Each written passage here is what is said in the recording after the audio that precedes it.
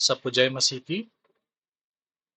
जैसा कि आप शीर्षक में देख सकते हैं, इस वीडियो का जो शीर्षक है कैथोलिक शिक्षाओं में सुधार, और इसमें आज मैं 10 आज्ञा पर बात करने वाला हूँ। और ये विषय लेने के पीछे का कारण क्या है, ये मैं जल्दी से बताना चाहता हूँ। मैं बचपन से एक रोमन कैथोलिक परिवार में से मैं जन्म लिया और पला बड़ा हूँ। लेकिन मैं प्रभु यीशु मसीह को जब मैं 19 साल का था, तब मैं प्रभु यीशु मसीह को अपना उद्धारकर्ता और प्रभु के रूप में मैंने उनको ग्रहण किया और मेरा नया जन्म हुआ उस समय। प्रभु को ग्रहण करने के बाद मैंने एक चीज़ नोटिस किया, और वह यह था कि बचपन में हमको जो कैटेकिज्म क्लास में 10 आज्ञाएँ सिखाई जाती थी, वो अधूरी थी। जब मैं बाइबल से उसको कंपेयर किया, तो मैंने पाया कि एक आज्ञा उसमें नहीं थी। तो आज उसी बात पे हम चर्चा करने वाले हैं। तो सबसे पहले हम उन 10 आज्ञाओं को देखते हैं जो कि हमें कैथोलिक कैटेकिज्म क्लास में सिखाया जाता है जब हम परम प्रसाद या दृढ़करण संस्कार लेने वाले रहते हैं। तो हमको जो सिखाया जाता है वो नियम इस प्रकार है। पहला, मैं प्रभु तेरा परम ईश्वर हूँ। प्रभु अपने परमेश्वर की आराधना करना, उसको छोड़कर किसी की नहीं। प्रभु अपने परमेश्वर का नाम व्यर्थ न लेना। तीसरा, प्रभु का दिन पवित्र रखना। चौथा, माँ बाप का आदर करना। पांचवा, मनुष्य की हत्या न करना। छठवां, व्यभिचार न करना। सातवां, चोरी न करना। आठवां, झूठी गवाही न देना। नौवां, पर स्त्री की कामना न करना या फिर पराये स्त्री की कामना न करना। और 10वां, पराये धन पर लालच न करना। तो ये 10 नियम मुझे रटे थे और मैं इनको जानता था, ऐसे ही मैंने सीखा था। लेकिन जब इन 10 नियम को हम लोग बाइबल से कंपेयर करते हैं, तो हम कुछ एक नियम और उसमें पाते हैं। ये अगर आपको 10 नियम ढूंढना है बाइबल में, तो आप निर्गमन की किताब में जा सकते हैं, जो कि बाइबल की दूसरी पुस्तक है। उसका 20वां अध्याय और 1 से 17 पद। वहां पर परमेश्वर ने मूसा को 10 नियम दिए थे। वहां के पद इस प्रकार हैं। मैं प्रभु तुम्हारा ईश्वर हूँ। मैं तुमको मिस्र देश से गुलामी के घर से निकाल आया। मेरे सिवा तुम्हारा कोई ईश्वर नहीं होगा। अपने लिए कोई देव मूर्ति मत बनाओ। ऊपर आकाश में या नीचे पृथ्वी तल पर या पृथ्वी के नीचे के जल में रहने वाले किसी भी प्राणी अथवा वस्तु का चित्र मत बनाओ। उन मूर्तियों को दंडवत कर उनकी पूजा मत करो। प्रभु अपने ईश्वर का नाम व्यर्थ मत लो। विश्राम दिवस को पवित्र मानने का ध्यान रखो। अपने माता पिता का आदर करो। हत्या मत करो। व्यभिचार मत करो। चोरी मत करो। अपने पड़ोसी के विरुद्ध झूठी गवाही मत दो।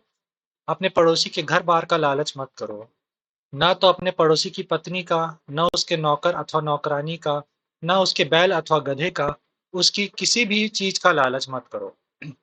इसमें जो 9वां 10वां पॉइंट है, इसमें 9वें पॉइंट का जो सेकंड पार्ट है, वो असल में 10वें पॉइंट का ही कंटिन्यूएशन है, क्योंकि उसमें भी लालच के बारे में बोला है, 10वें पॉइंट में भी लालच के बारे में बोला है। तो इसको मैं इस तरीके से अरेंज कर सकता हूँ। तो शुरू के 8 नियम तो वैसे ही हैं। 9वां नियम जो है, अपने पड़ोसी के विरुद्ध झूठी गवाही मत दो।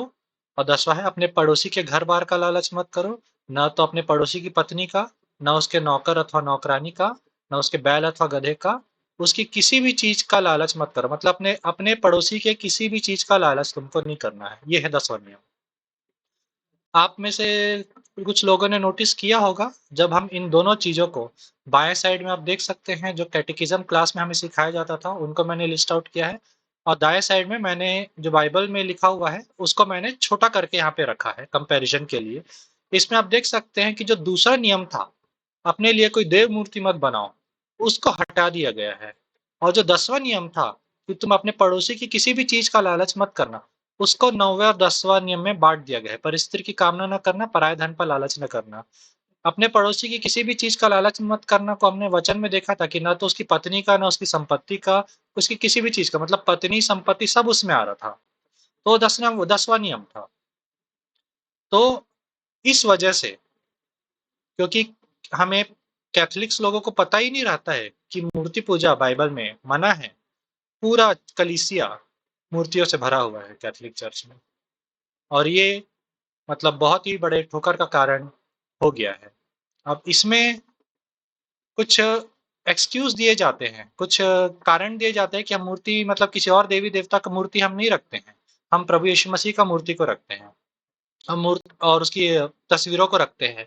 मूर्ति और तस्वीरों को रखने से क्या होता है कि हमारा जो ध्यान है, ध्यान केंद्रित करने के लिए हम मूर्तियों को रखते हैं। हम मूर्तियों की पूजा नहीं करते हैं। हम मूर्तियों के द्वारा ध्यान केंद्रित करके हम सच्चे परमेश्वर की ओर पूजा करते हैं। मतलब हम यीशु मसीह की मूर्ति को नहीं, हम यीशु मसीह की पूजा कर रहे हैं, भले ही हम मूर्ति को देख के कर रहे हैं। हम मूर्ति के पाँव पड़ रहे हैं, लेकिन हम प्रभु यीशु मसीह के पाँव पड़ रहे हैं। तो इस तरीके से मतलब मूर्ति बस ध्यान केंद्रित करने का ज़रिया है करके बोला जाता है। लेकिन इसमें मैं एक पॉइंट यहाँ पे रखना चाहता हूँ कि मूर्ति आपका ध्यान केंद्रित करने के काम नहीं, बल्कि आपका ध्यान भटकाने का काम कर रहा है। अभी मैं रिसेंटली गाँव गया था, वहाँ पे मैंने कुछ पादरियों के गवाहियाँ सुनी। सिस्टर लोग जो कि पादरी लोगों के साथ चर्च में सेवा करते हैं, कैथोलिक चर्च में, वो कहानी बता रहे थे कि गाँव में कोई पादरी एक सभा या कुछ मीटिंग लेके लौट रहे थे रात को। रास्ते में उनको एक दुष्ट आत्मा कुछ दिखा और दुष्ट आत्मा के पास गए, वो बच्ची के रूप में था, दुष्ट आत्मा के पास गए तो बच्ची बड़ी होने लगी। तो उसको देख के वो व्यक्ति, वो पादरी जो परमेश्वर का दास है, वो सामना करने के बजाय उसको प्रभु यीशु मसीह के नाम से डांटने के बजाय भाग गया वहां से। तो यहाँ आप देख सकते हैं कि ये सिर्फ पादरी की बात नहीं है। कैथोलिक विश्वासियों में सबका यही हाल है कि जब तक उनके हाथ में कोई वस्तु या कोई चित्र या कुछ ऐसा न रहे, वो परमेश्वर पे भरोसा कर ही नहीं पाते हैं। कुछ वस्तु रहे, चाहे वो रोज़री रहे, माला रहे, कुछ वस्तु रहे उनके हाथ में, लकड़ी का छोटा-सा क्रूस रहे जिसमें यीशु मसीह का मूर्ति रहे, ऐसा कुछ वस्तु रहे, तभी उनके पास हियाव रहता है। लेकिन जब वो वस्तु उनके पास से हटा दिया जाए, तो उनके पास विश्वास ही नहीं रहता कि वैसे चीज़ों का सामना कर पाएँ। और अगर आप मूर्ति के बिना आप परमेश्वर पे, प्रभु पे भरोसा नहीं कर पा रहे हैं, तो मूर्ति आपका लाभ नहीं, आपको नुकसान कर रहा है। आप मूर्तियों के सामने झुक रहे हैं, तो आपका ध्यान भंग हो रहा है, क्योंकि आप सच्चे परमेश्वर पे बिना मूर्ति के भरोसा नहीं कर पा रहे हैं। दूसरा कारण जो दिया जाता है इसमें, वो ये है कि बोला जाता है कि जो देव मूर्ति बनाने वाली बात थी, वो पहले नियम में ही जोड़ दी गई है। मतलब मैं प्रभु में तुम्हारा परमेश्वर हूँ, मेरे सिवा तुम्हारा कोई परमेश्वर ना होगा। इसी में वो मूर्ति वाली आज्ञा भी शामिल है। इसलिए उन्होंने मतलब 10वां नियम को 2 भाग में कर दिया है और मूर्ति वाली आज्ञा पहले नियम में ही शामिल है। लेकिन अगर ऐसा होता, तो कैथोलिक लोगों को पता रहता कि मूर्ति पूजा गलत है। मैक्सिमम कैथोलिक लोग, मैं खुद कैथोलिक था, मैं कैथोलिक कैथोलिक शिक्षाओं में 19 साल तक पला-बढ़ा हूँ। मुझे नहीं मालूम था कि मूर्ति पूजा गलत है। जब चर्च में मरियम की मूर्ति, यूसुफ की मूर्ति को चर्च खत्म होने के बाद लोग पाँव छूते थे, मैं नहीं छूता था। उस समय मैं अनजाने में नहीं छूता था, मेरे को थोड़ा अटपटा लगता था और मुझे लगता था कि मैं गलत कर रहा हूँ। लेकिन जब मैं वचन को पढ़ा, जब मैं प्रभु को ग्रहण किया और जब मैंने वचन से चेक किया, तो मैंने जाना कि मैं अनजाने में सही चीज़ करता था। मूर्तियों के सामने नहीं झुकना है। लेकिन किसी को नहीं मालूम है कि मूर्ति पूजा गलत है। और यहाँ तक कि ईमानदारी से यदि बोले कि कौन-सा कैथोलिक विश्वासी ये बोल सकता है कि उसके चर्च में मूर्ति पूजा नहीं होती है? हर जगह होता है। अब यदि ये तर्क दिया जाता है कि पहले नियम में ही मूर्ति पूजा वाला भाग भी शामिल था, तो हम परमेश्वर के वचन से एक और देखते हैं कि परमेश्वर ने मूर्ति बनाने के विषय में क्या कहा था, है ना? ये व्यवस्था विवरण की किताब है, जो कि बाइबल की 5वीं किताब है, जिसको विधि विवरण ग्रंथ भी बोला जाता है। सॉरी। उसके चौथे अध्याय और उसका 15 से 18 पद में ये परमेश्वर बोल रहे हैं। जिस समय प्रभु ने होरेब पर्वत पर अग्नि के भीतर से तुम्हारे साथ बात की, तुमने कोई आकृति नहीं देखी, इसलिए सावधान रहो।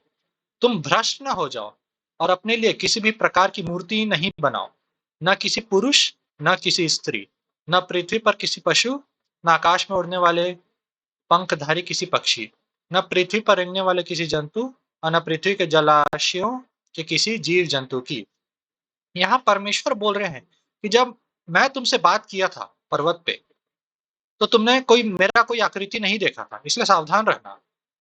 तुम भ्रष्ट ना हो जाओ, कोई मूर्ति न बनाना और कोई मूर्ति न मत बना लेना, ना किसी पुरुष, ना किसी स्त्री। सबसे पहले परमेश्वर ये बोलते हैं कि तुमने देखो मेरी कोई आकृति नहीं देखा था, इसलिए सावधान रहना, कोई मूर्ति मत बनाना, किसी पुरुष का मूर्ति मत बनाना, किसी स्त्री का मूर्ति मत बनाना। तो जब परमेश्वर अपने मूर्ति पूजा की आज्ञा के बारे में बात कर रहे, सबसे पहले खुद को बोल रहे कि मेरे को तुमने नहीं देखा था, इसलिए किसी मनुष्य या स्त्री, पुरुष या स्त्री का मूर्ति मत बनाना।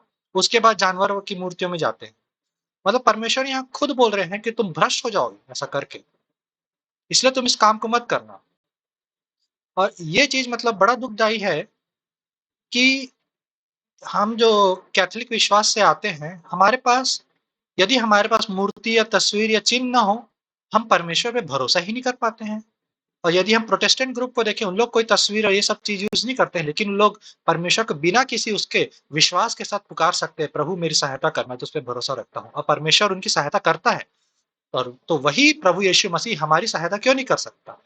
हम क्यों नहीं पुकार पाते हैं बिना किसी वस्तु के?